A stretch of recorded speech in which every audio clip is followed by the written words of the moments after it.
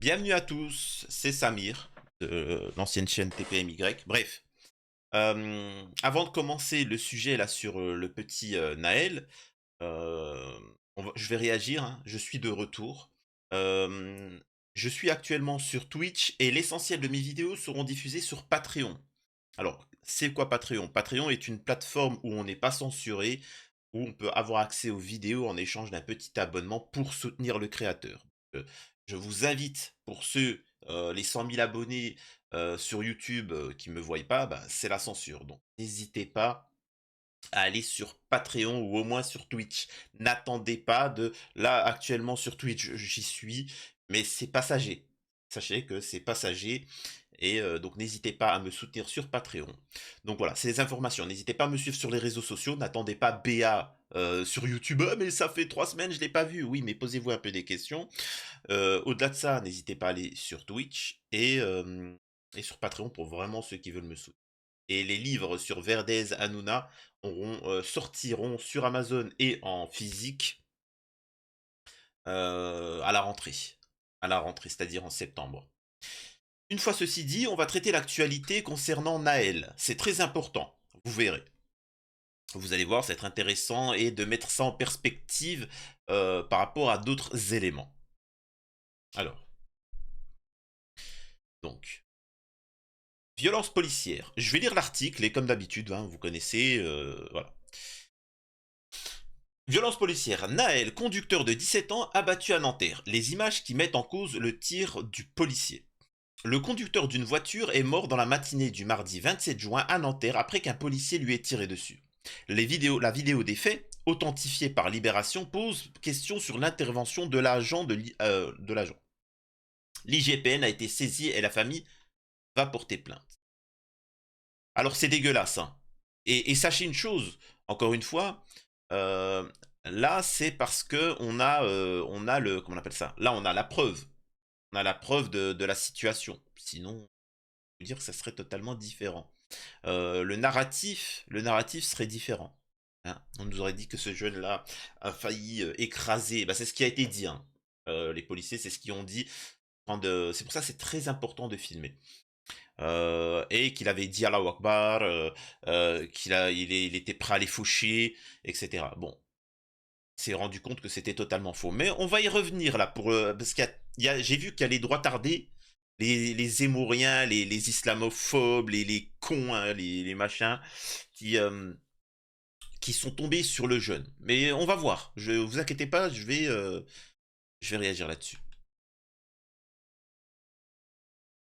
Alors, Naël, 17 ans, a été tué tôt ce mardi 27 juin à Nanterre, au volant de la voiture qu'il conduisait par un policier qui a fait usage de son arme après que le jeune homme a refusé un contrôle et a accéléré devant les agents. Alors, il faut savoir qu'un délit de fuite, quand une personne s'arrête, ce n'est pas un délit de fuite.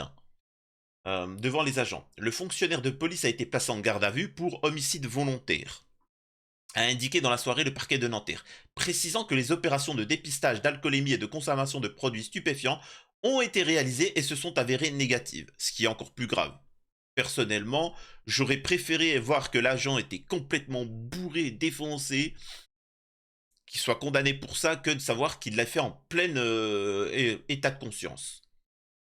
On va revenir encore une fois hein, sur certains éléments, mais, euh, mais bon. Euh, donc voilà. Une autopsie et des examens complémentaires, notamment en matière de toxicologie, ont été ordonnés et doivent être réalisés demain, ajoute le communiqué. L'exploitation des éléments retrouvés sur place dans le véhicule et des différentes vidéos de la scène se poursuivent. D'après une vidéo circulant dans les réseaux sociaux et authentifiée par Libération, le tir est survenu au passage François Arago, dans le quartier de la préfecture. Contactée par Libération, l'autrice de la vidéo se dit encore très choquée. Les images montrent ce qui semble être un contrôle routier. Deux policiers motards casqués et pied-à-terre se tiennent au contact de la voiture, près de la fenêtre côté conducteur. Une moto avec son gyrophare bleu est garée du côté droit du véhicule en retrait. L'un des agents est penché à la fenêtre, pistolet la main droite, l'autre est à la gauche du capot, son arme tenue à deux mains. On entend ce qui ressemble à des injonctions de la part des agents. Alors, je ne sais pas s'ils vont préciser, mais il dit « je vais te mettre une balle dans la tête ». C'est-à-dire qu'il dit bien qu'il va le tuer, hein. C'est-à-dire qu'il a mis en application sa menace. On attend ce qui ressemble à des injonctions de la part des agents, peut-être pour intimer l'automobiliste l'ordre d'arrêter son véhicule. Mais celui-ci démarre. Les deux agents s'en écartent en moins d'une seconde. Le policier proche du capot tire, le caméra suit la voiture, puis revient sur les deux agents, qui semblent se diriger à pied vers leur moto.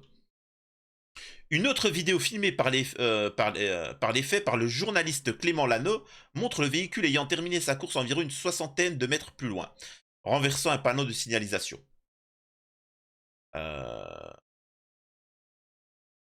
voilà, il y avait trois personnes dans le véhicule, Mercedes AMG, ça s'est passé à 8 heures. Donc voilà, bon ça je saute parce que c'est pas forcément intéressant.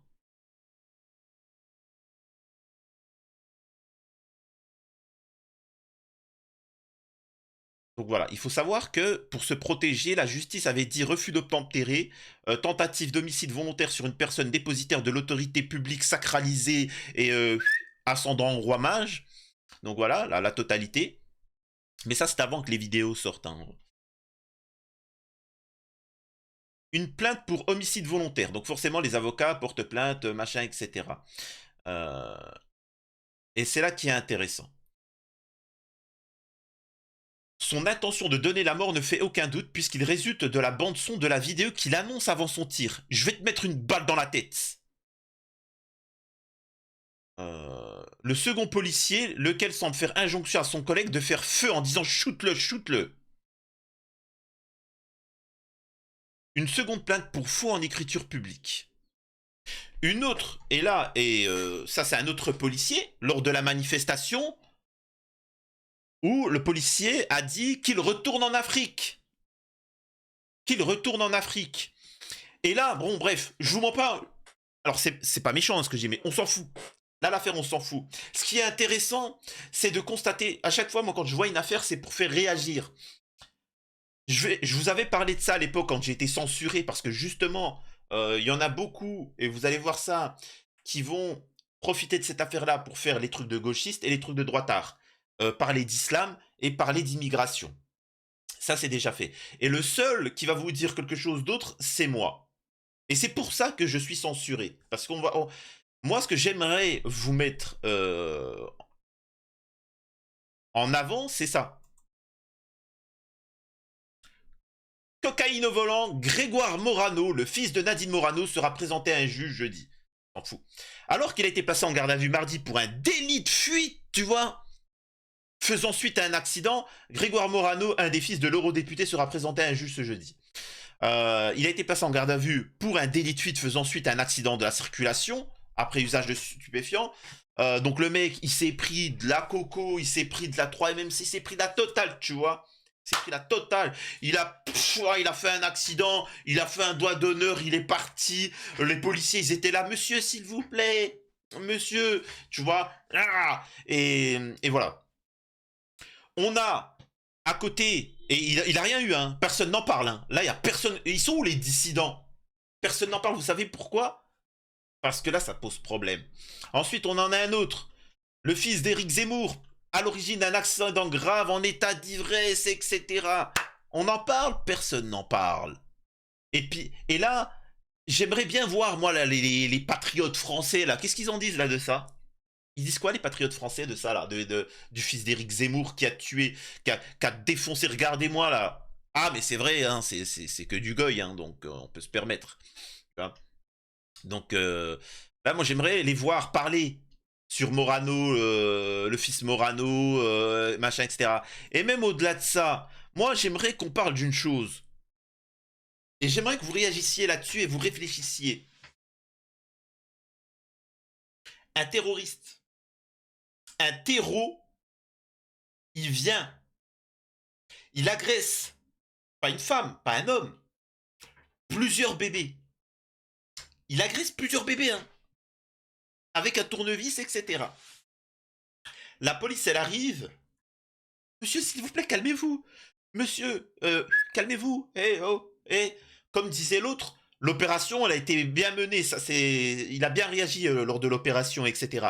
Donc, je me dis: «C'est bizarre quand même, quelqu'un qui est hétéro pour des patriotes, français, même islamophobes, hein, j'ai envie de te dire, hein. Je comprends pas pourquoi un terreau la police ne doit pas tirer, elle ne tire pas et là pour, un jeune comme ça, simplement, je sais pas, la police, elle est pas pareille, tu vois? Elle est pas pareille face à un gosse de 17 ans que face à un terreau. Méditez là-dessus, méditez là-dessus. Il y a une autre analyse à faire et là, je vous dis une chose et je le répète, la situation en France va devenir catastrophique. Il y aura de la famine. Il y aura eux, ils te parlent de guerre civile, ils te guerre, de, heu, les quartiers, les musulmans, je sais pas quoi, les trucs comme ça. Détrompez-vous, détrompez-vous. Il va y avoir une guerre civile en France, effectivement.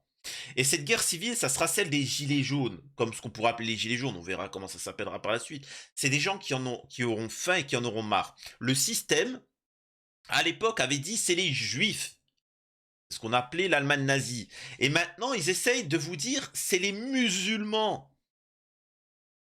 Les gars, je tiens juste à vous dire on n'est pas 100 000, hein. Ah, c'est des millions. Vous avez plus de 10 millions de musulmans. 15 à 20 millions même. Donc préparez-vous, ça va faire mal, hein. Parce que c'est comme Conversano et Alain Soral, t'en as un qui appelle à la guerre, l'autre qui appelle à la réconciliation, et, et au bout d'un moment, celui qui appelle à la réconciliation, il dit tu l'as vu la guerre. Ok, il vient, il le tabasse. Et Conversano, il est qu'est-ce que tu fais? Mais c'est quoi ça? Oui, ça s'appelle la violence, que tu appelles et que tu fantasmes, petit lâche. Sachez que le système est en train d'armer la police et en train de transformer les militaires en milices pour pouvoir vous mettre au pas. Vous, le peuple, quand vous allez crever de faim, que vous allez sortir pour ça. Amusez-vous pour ceux qui sont contents de ce qui se passe. Préparez-vous, vous êtes les prochains. C'était Touche pas à mon YouTube, c'était Samir. Hein. Donc n'hésitez pas à me soutenir en partageant un maximum la vidéo et surtout, là, ça dépend où c'est que vous voyez cette vidéo, si vous la voyez sur YouTube. Patreon, rejoignez-moi sur Patreon, Twitch, etc. N'attendez pas. Rejoignez-moi sur Twitter, Instagram, etc. N'attendez pas. N'attendez pas que ça ressaute. À la prochaine, prenez soin de vous. Et ça m'a fait plaisir en tout cas. Et n'hésitez pas à laisser des messages. Et à la prochaine. Surtout, je suis pas à mon YouTube.